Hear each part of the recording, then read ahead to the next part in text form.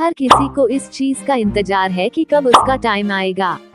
20 की उम्र हो गई ये सोचते सोचते कि अपना टाइम आएगा। कब उम्र 30 और 50 को पार कर गई ये सोचते सोचते कि अपना टाइम आएगा।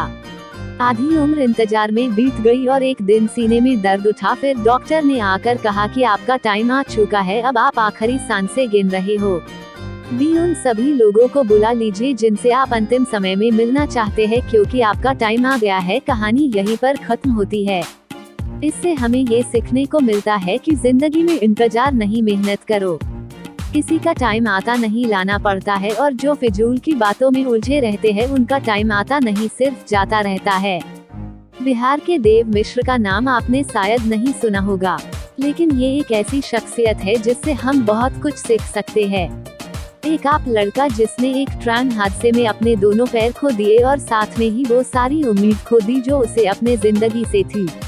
किसी भी इंसान के लिए ऐसा हादसा उसका जिंदगी बर्बाद करके रख देता है। फिर भी देव ने हार नहीं मानी। कुछ अपनों ने साथ दिया और कुछ अपनों ने साथ छोड़ दिया, लेकिन उनकी माँ हमेशा उनके साथ रही। कुछ लोगों ने तो यहाँ तक भी कह दिया उनसे कि अब तुम भीख मांगना शुरू कर दो। अरे लोग तो होते ही ऐसे हैं, मुश्किल समय में साथ देना तो दूर, अच्छी बातें भी नहीं करते। लेकिन देव ने अपने दम पर जिंदगी जीना शुरू किया। पैर ना होते हुए भी वो अपने पैरों पर खड़े हुए, उन्होंने हार नहीं मानी और आज वो काफी ज्यादा फेमस है।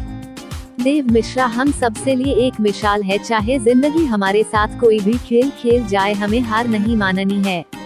एक बहुत पुरानी कहावत है, किसी का बुरा करना, किसी पर अत्याचार करना यह बहुत बड़ा पाप होता है, और अत्याचार सहना उससे भी बड़ा पाप होता है।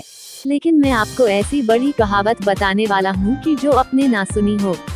अगर कोई इंसान जिंदगी में कुछ करना चाहता है, कुछ बनना चाहता है, उसके कुछ सपने हैं, और उस इंसान से जाकर ये कह देना कि तुम कुछ नहीं कर सकते, तुम किसी काम के नहीं हो, यह एक बहुत बड़ा पाप होता है। और अगर ये बात कोई आपसे कहता है और आप अगर इस बात को चुपचाप सुनते रहते हो, उस इंसान को इतनी इजाजत देते रहते हो कि वो आपके सामने खड़े होकर के आपके हौसले को तोड़ सके और आपसे ये कह सके कि आपसे कुछ नहीं हो सकता, और आप चुपचाप उसकी बातें सुनते रहो, तो ये सबसे बड़ा पाप होता है। ये सबसे बड़ा अत्याचार होता है। अपने ऊपर जिंदगी में लोगों को करीब आने दो, लेकिन किसी को इतनी इजाजत मत दो कि वो तुम्हारा हौसला तोड़ सके।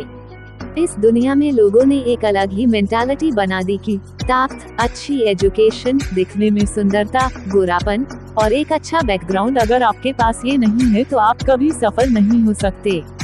जबकि सच तो इस बात से कोसों दूर है। सच ये है कि ताकत, एजुकेशन, गोरापन और एक अच्छा बैकग्राउंड, इनमें से कुछ भी जरूरी नहीं है। सफलता पाने के लिए और सही से जीने के लिए एक सही एटीट्यूड होना चाहिए।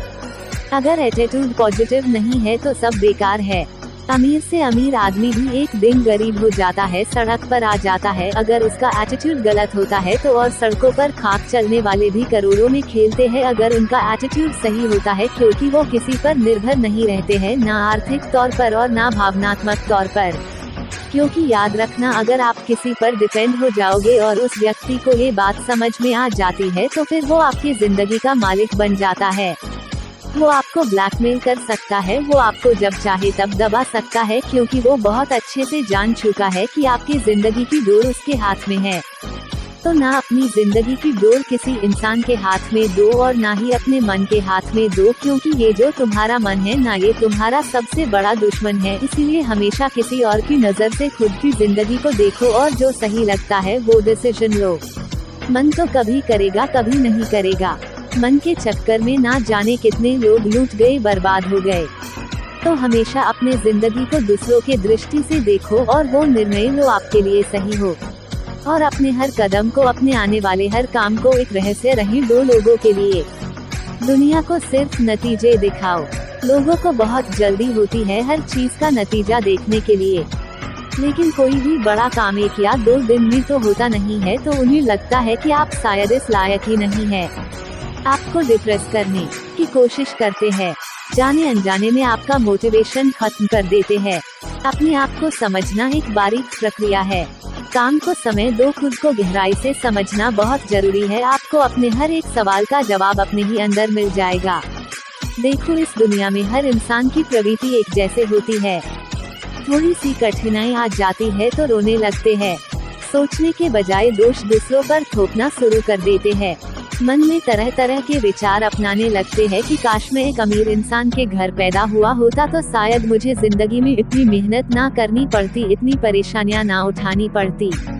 लेकिन वो ये बात नहीं समझते कि वो कितना खुशनसीब है जो आज की सुबह जिंदा उठे। ना जाने कितने इस दुनिया में बदनसीब लोग थे जिन्होंने आज की सुबह का सूरज नहीं देखा। अगर तुम ऐसे सपने देखते हो कि तुम्हें कोई गड़ा हुआ खजाना मिल जाएगा तो तुम्हारी किस्मत एकदम से चमक जाएगी, तो वाकई में तुम एक नंबर के स्वार्थी हो, मूर्ख और आलसी इंसान हो। देखो, तुम्हारा जन्म कहाँ हुआ ये तुम्हारे हाथ में नहीं था। अब तक जो तुम्हारे साथ था वो तुम बदल नहीं सकते, लेकिन आगे की जिंदगी तुम्हारे हाथ में है और उसको सिर्फ एक इंसान बदल सकता है जो आप खुद हो। इतिहास कहता है कि कल सुख था, विज्ञान कहता है कि कल सुख होगा, लेकिन अगर मन सच्चा और दिल अच्छा हो तो याद रखिए आपके जिंदगी में हर रोज सुख होगा।